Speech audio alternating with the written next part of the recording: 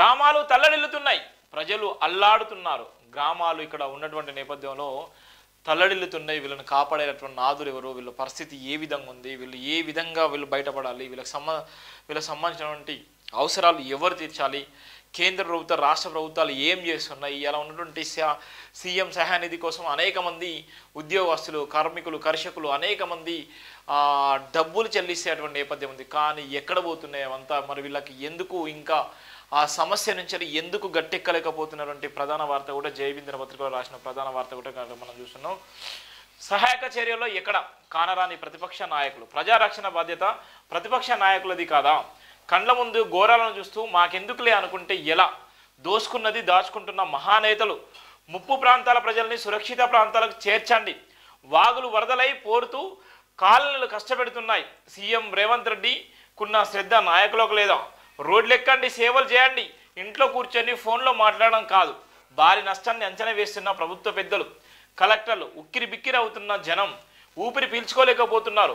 మనం ఒక్కరమే బాగుంటే సరిపోదు, సమాజం బాగుండాలి. డాక్టర్ వరిగల శివ అనేటువంటి ప్రధానంగా అయితే మనం రాయడం జరిగింది.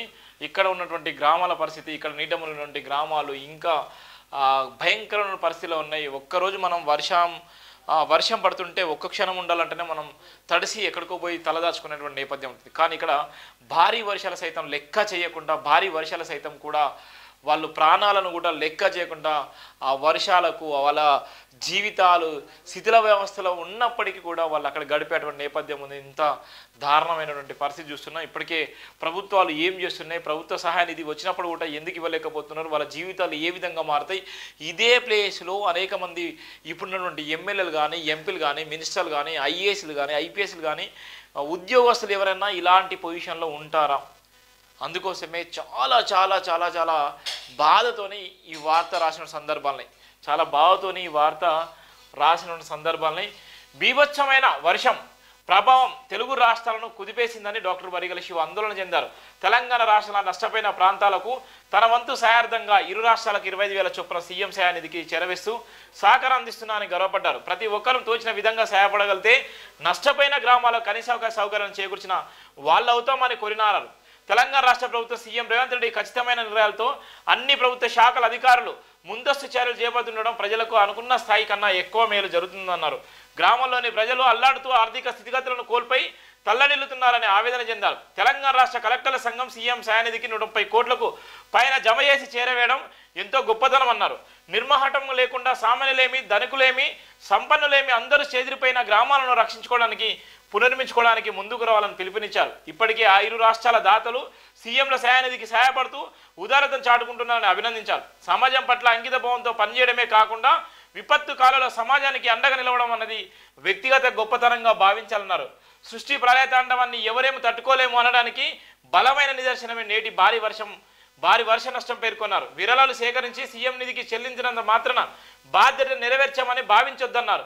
తెలంగాణ రాష్ట్రంలో ఖమ్మం, నల్గొండ, వరంగల్ ప్రాంతాల్లో భారీగా పడిన వర్షాల వల్ల గ్రామంలోని చెరువులు, రోడ్లు, బ్రిడ్జిలు, వంతెనలు, లోయలు, కాలువలు శిథిలావస్థలో మునిగి తేలుతున్నాయని, దానివల్ల గ్రామస్థాయి ప్రాంతాల్లో నివసించే ప్రజలు దిగ్బంధులై జీవనం కొనసాగించడానికి నానా రకాల తిప్పలు పడుతున్నారని తెలంగాణ రాష్ట్ర వ్యాప్తంగా అన్ని శాఖల్లో ఉన్న ఉద్యోగులు, ఉద్యోగ సంఘాలు ఆధ్వర్యంలో ప్రజాసేవకు ముందుకు రావాల్సిందని పిలుపునిచ్చారు.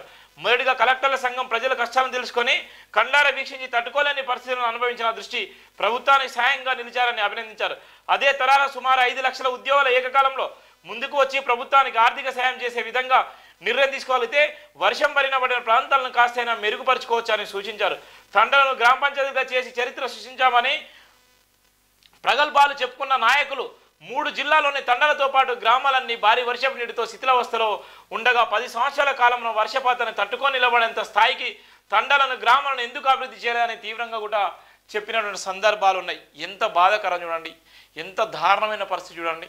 ఇలా తెలుగు రాష్ట్రాలకు సీఎం నిధికి జేబీఎం సంస్థల నుంచి 25,000 రూపాయలు వాళ్ళకు చేరవేయడం జరిగింది.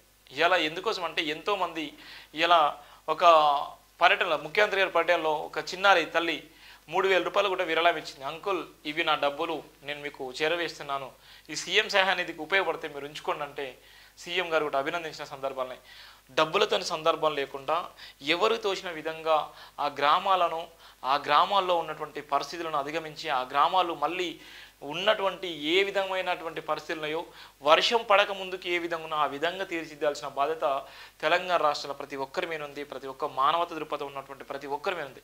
రాష్ట్ర ప్రభుత్వాలు కానీ కేంద్ర ప్రభుత్వాలు చేయొచ్చు, చేయకపోవచ్చు, కానీ మానవత్వం ఉన్నటువంటి ప్రతి ఒక్కరు కూడా ముందుకొచ్చి తోచిన విధంగా సాయం చేసి ఆ కుటుంబాలను ఆదుకొని ఆ కుటుంబాలను గట్టెక్కించినప్పుడే మానవత్వం మనలో ఉంటుంది.